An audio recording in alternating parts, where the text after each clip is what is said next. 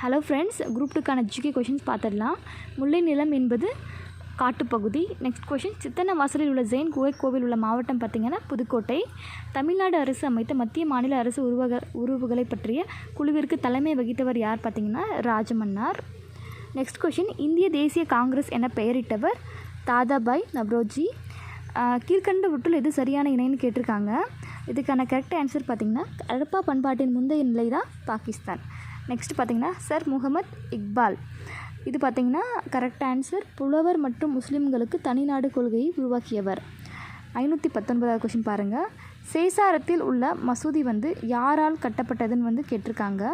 இதுக்கான correct answer பார்த்திங்கன்னா option B Sher Shah. Ashoka மன்னர் அரசின் ஆதரவை பெற்ற மதம் புத்த மதம். Okay friends, thank you. Subscribe my channel.